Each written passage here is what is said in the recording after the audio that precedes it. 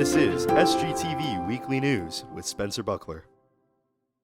Coming up tonight, this week would have been graduation at USC, but it was postponed because of the coronavirus. We have reaction from the class of 2020. The Daily Gamecock's commencement issue is out. Editor-in-Chief Aaron Slowey joins me with more. And one USC professor took a new approach to online teaching, how they kept students engaged as the semester came to a close. But first, breaking news this evening as the University of South Carolina will return to campus for in-person classes in mid-August. In the plan announced this afternoon, USC said there would be a phased return of some students, faculty, and staff during the summer. Key mitigation measures will be put in place before the full return of students in the fall.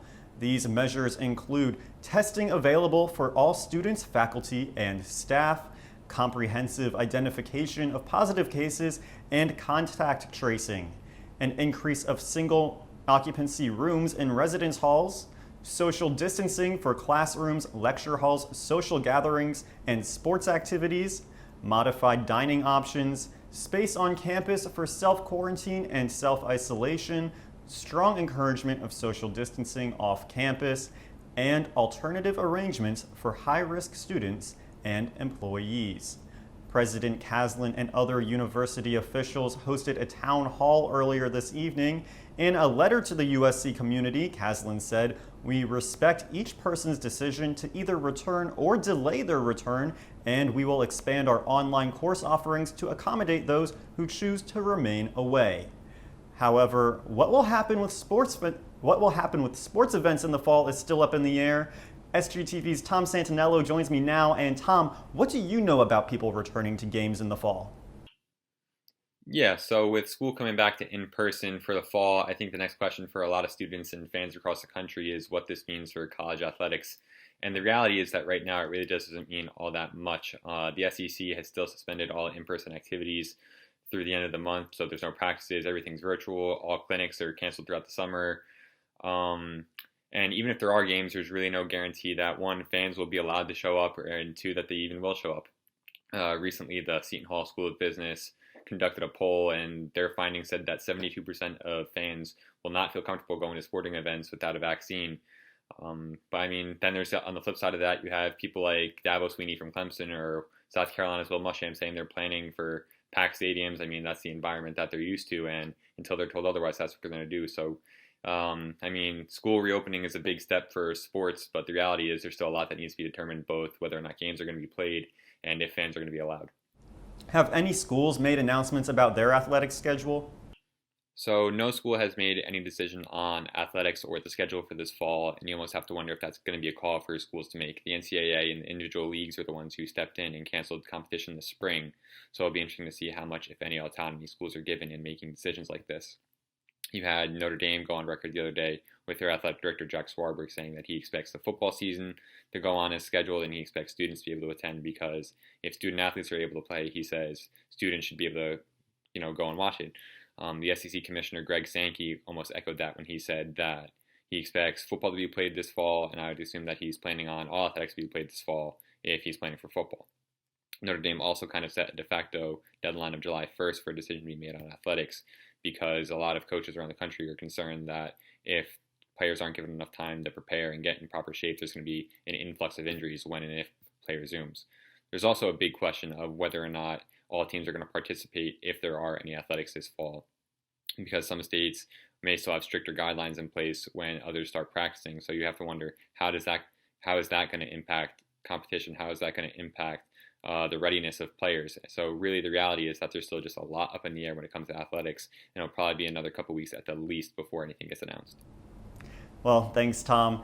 Here are the latest coronavirus numbers in South Carolina. DHEC announced 97 new cases of the coronavirus today, bringing the total in South Carolina to a little under 7,000. 9 more people died in South Carolina today after contracting the virus. That total is now over 300.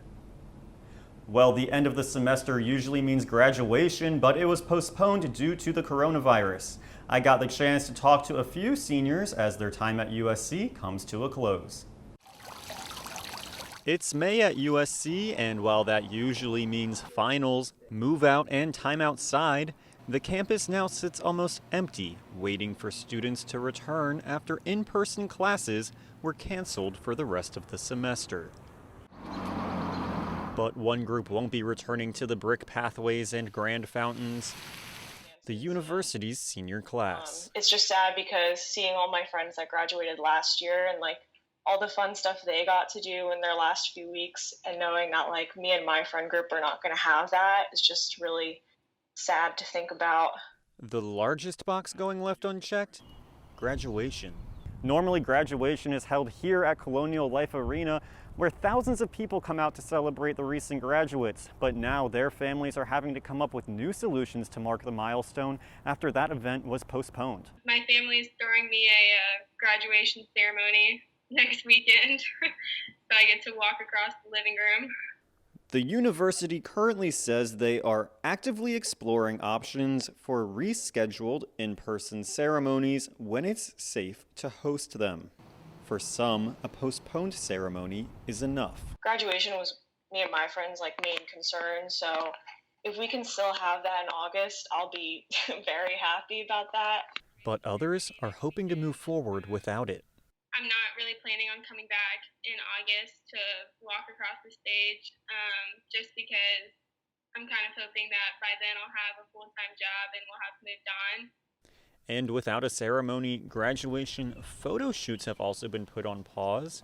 Places popular for pictures now sit mostly empty, with just a few remnants of confetti and champagne bottles left untouched. Natalie Chuck would usually be booked full during this time, but she says all that has changed. For the shoots that I have done so far, we haven't had to work around anybody. There's been literally no one out there. But as campus stays quiet, seniors are speaking up to say what their time at USC has meant. I came into USC very shy, very closed off, and that is definitely not the type of person I am now. I'm never going to be a college student again, and that's what I've been for the last 4 years. For SGTV News 4, I'm Spencer Buckler. And every year, the Daily Gamecock marks graduation with their commencement issue. Editor-in-chief of the Daily Gamecock, Aaron Slomey, joins me now. And Aaron, you guys had to do things a little bit differently this year, right? Yeah, so something we had to do, we had to transition from creating a print content, a print edition, to now doing a virtual digital one. So this was something we were really excited to put together because we felt like it was really important to still honor those seniors and the graduating class. So we worked over this past month to create content to honor these seniors and to really reflect on their 4 years and their time here at USC. And this was something that was important to me and my staff, because something we talked a lot about is that people talk about their last things that they had on campus, their last class, the last thing that they had with their friend. But for these seniors in this graduating class, they didn't realize it was their last when it was. And so we kind of wanted to reflect that in our content that we created at thedailygamecock.com. What are some of the things that people can find on the microsite?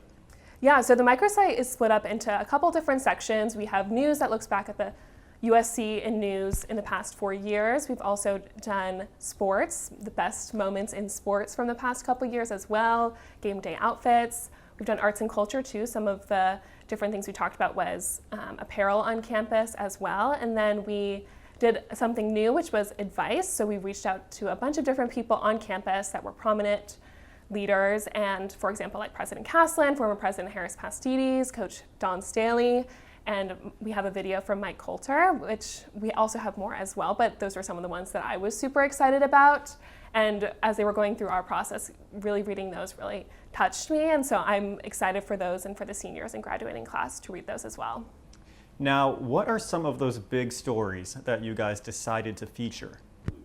Yeah, so one of the ones that I thought was very interesting was talking about the weather. I know we talk all the time about all the classes that we've missed, and we look back and remember the times where classes have been canceled, and so we looked into that and really reflected on the past 4 years in weather and what we've missed as students. And so that was one of the ones that was interesting. We also talked about Sammy's Law. When Samantha Josephson was murdered last spring, we wanted to highlight again all the things that happened in terms of rideshare safety since that horrific event has happened. And so right now, Sammy's Law is in the process of being made, and it will be voted by the House of Representatives at the state level in the fall.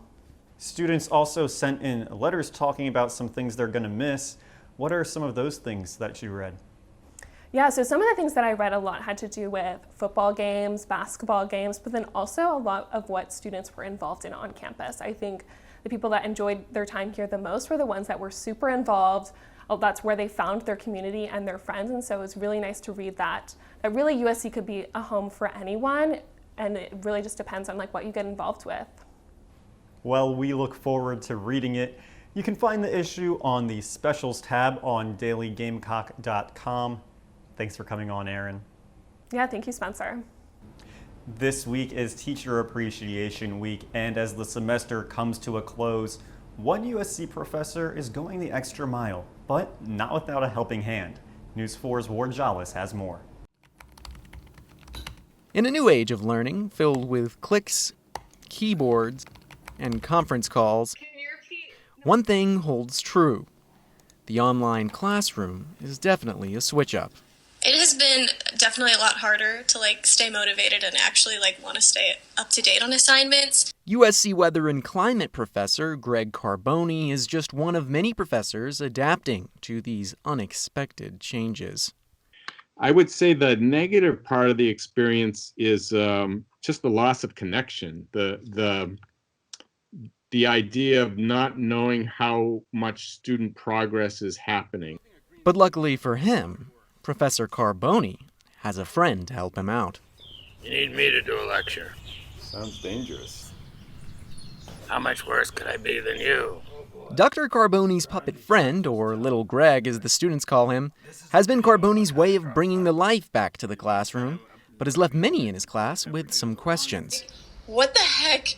Who has a marionette that looks exactly like him? And I'm like, of course, Dr. Carboni would. Che pazzo.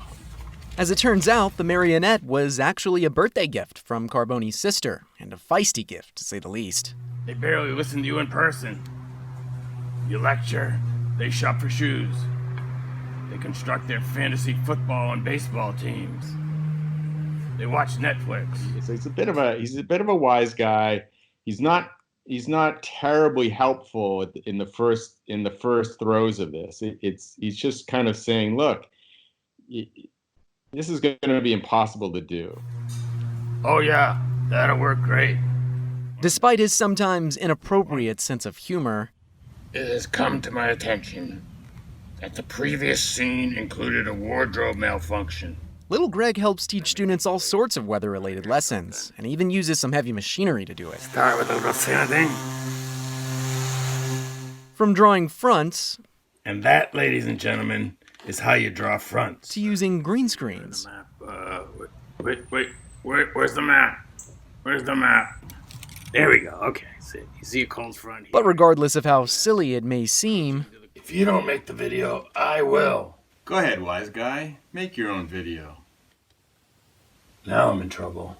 I don't know how to make a video. Little Greg has a purpose beyond causing laughs. And I know for a lot of people it's really difficult to learn online.